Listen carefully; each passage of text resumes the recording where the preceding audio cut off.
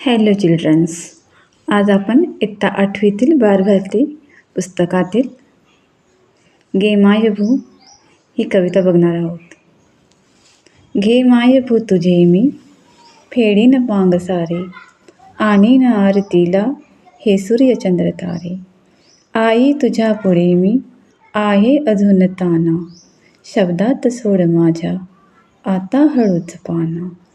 आई तुझ्या पुढेही माझी व्यथा कशाला, जेव्हा तुझ्यामुळे ह्या जन्माचा अर्थ आला. मी पाय धूळ घेतो जेव्हा तुझी जराशी, माझी ललाट रेषा बनते प्रयाग काशी. आई तुझी अशी मी गाईन रोज गाणी, माझी तुझ्या दुधाने गेली भिजून वाणी. कवी सुरेश भट यांनी घे माय भू कवितेमध्ये मातेविषयी, भारत मातेविषयी अतिशय ओजस्वी अशा शब्दात प्रेमपूर्ण व आदरपूर्ण कविता लिहिलेली आहे. घे मायभू म्हणजे मातृभूमी, भारतमाता. भारतमातेला त्यांनी आपल्या आईप्रमाणे दर्जा दिलेला आहे. त्यांनी या कवितेत भारतमातेचे अतिशय सुंदर वर्णन केलेले आहे.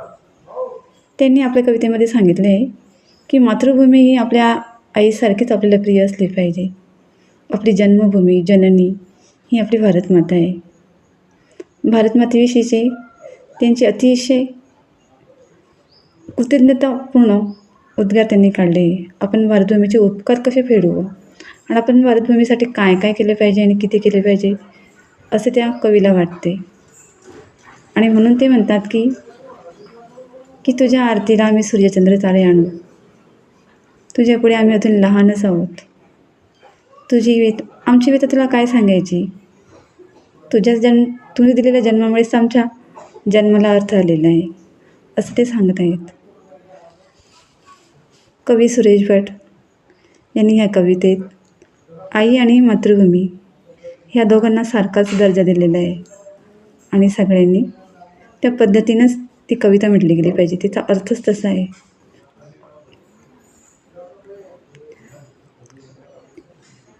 भारतमातेसाठी जे काही आपण करतो आहे किंवा केलं पाहिजे ते खूपच कमी आहे. अजून आपण काय करू शकतो याकडे आपण लक्ष दिलं पाहिजे.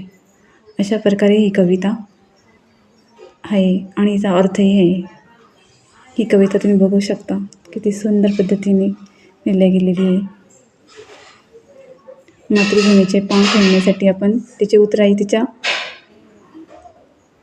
तिने केलेल्या याच्यातून आपण कसे उतराई होणार आहोत बघ, तिचे कर्ज आपण कसे फेडणार आहोत बघ, त्यासाठी आपण मातृभूमीसाठी काय केलं पाहिजे हे सगळं त्यांनी ते समजून सांगण्याचा प्रयत्न केलेला आहे.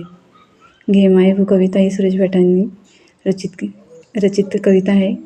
ते सुप्रसिद्ध गझलकारही आहेत आणि इयत्ता 8वीच्या पुस्तकात त्यांनी ही कविता अभ्यासासाठी दिलेली आहे आणि अतिशय सुंदर असे तिचे वर्णन केलेले आहे. हे बघा.